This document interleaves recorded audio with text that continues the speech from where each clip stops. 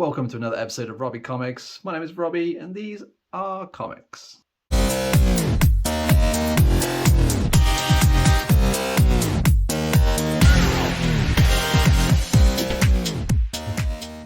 Okay, so today we've got a little selection of books that I've picked up either through the post or through going to my local comic shop. So we'll quickly fly through these. It's a smaller stack than the previous video, but there's still some good stuff in here nonetheless. So we'll go through some of the new releases that I got first of all. So first we've got Poison Ivy issue 3 with this amazing black and white front cover. Absolutely enjoying this this series so far. It's really cool. You know, a character's written well when you start to sympathize and agree with their evil plans. But yeah, highly recommend this series if you're not reading it already. But yeah, I'm looking forward to seeing how this one turns out. Apologies for the light; it seems to be quite blinding at the minute. I showed this one in one of my previous videos, but I also picked up the variant, the Peach Momoko variant of Gamba issue 1. So there's just the comparison. But obviously this is a brand new release. I enjoyed the first issue. I'm a little bit lost with some of the characters in there, but yeah, we'll see how the story develops. I think there's only 5 issues of this going to be coming out, so we'll see how well that comes through.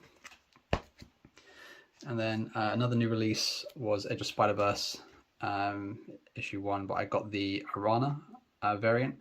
Seems how there's some sort of rumors coming about that she might be in one of the new Spider-Man, or either the new Edge of Spider-Verse film, or she might even be appearing in like another sort of Spider-Man movie in the future. So I picked this one up. It looks pretty cool. I haven't read it yet, but it looks fun. And then some of the older books that I picked up, well, I say older, but not as new. So we got issue 1 of Thor. I'm a huge Donny Cates fan, so had to pick this one up. I'm surprised I haven't picked this one up previously. But yeah, it's really cool. It's a really cool story. So at this point in time, Thor is the king of Asgard. So he's quite old, quite withered. Looks like he's missing an arm as well, and he's sort of starting to feel the weight of Mjolnir.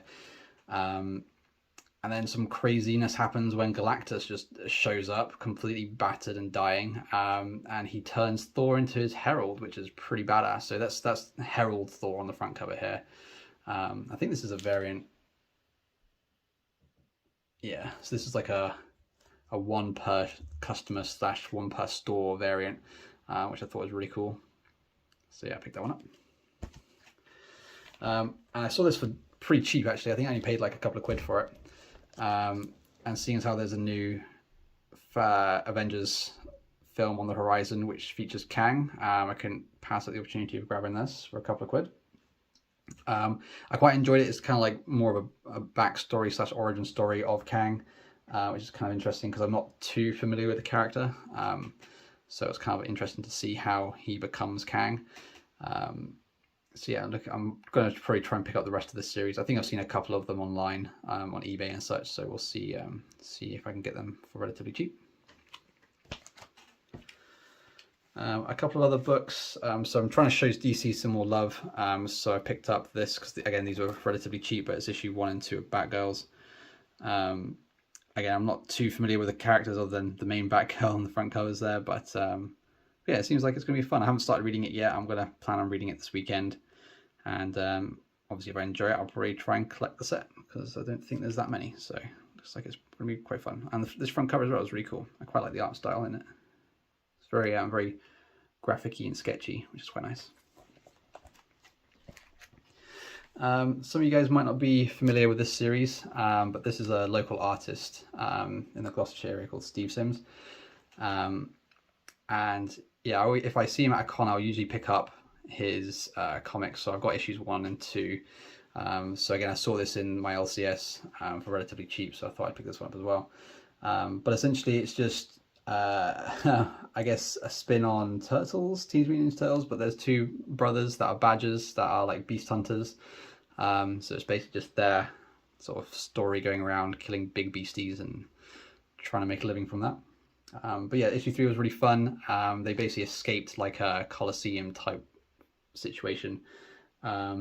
and this little mystic turtle who's become their sort of companion. Got them out of that sticky situation onto a boat with a big kraken on it. So, so yeah, so it was quite fun. There's a lot of humour in this one as well. Some good banter between the characters, which is always fun to see.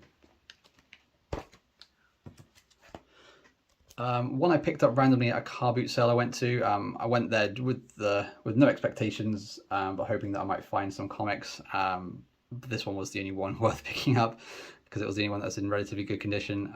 Again, I haven't actually got any more or any other issues in this series. I know, obviously, you know Ben Reilly and the Scarlet Spider and such, but yeah, but I thought I'd pick this one up because it's quite cheap and it's in really good condition. So we'll see if I can piece together the rest of the issues for this one. And then finishing off with probably my favorite item of the week. I am again trying to collect the Sensational SheHulk series. So when I saw this for not that much money on eBay, I couldn't pass it up, which is issue 50, Sensational SheHulk, with the nice full front cover there. Although I haven't read up to issue 50, I actually did read this one. It does actually work as a standalone issue. It's quite interesting because there's lots of different artists in here, including Frank Miller, who's one of my all-time favorite comic artists. And yeah, so it's kind of interesting. It kind of goes through like She-Hulk making her own comic series as the comic character, which is quite interesting. But they're basically trying to find other artists to draw. So there's like Frank Miller. And we've got this kind of also, I'm not too sure on this artist, but nice sort of fantasy style drawings there, which is quite cool. And then there's like, I guess, more Thor, classic Thor artist work there.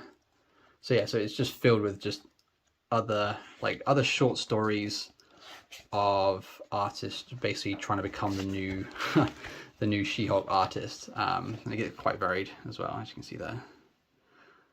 So yeah, so I thought that was a lot of fun. But yeah, like I said, I'm trying to collect the entire run, which is proving a little bit difficult because obviously the new TV show's coming out soon. So trying to get them for a decent price is proving problematic, but I will persevere nonetheless. So that's it for today. Just a short clip of or a short video for some of the books that I've picked up throughout the week. I hope you enjoy it. As always, please like and subscribe to the channel. Drop any comments. Let me know what you're collecting.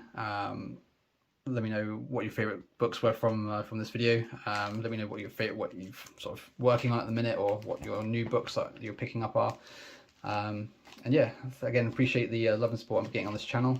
Hello to any new subscribers. And as always, thanks for watching. Peace out and stay crispy.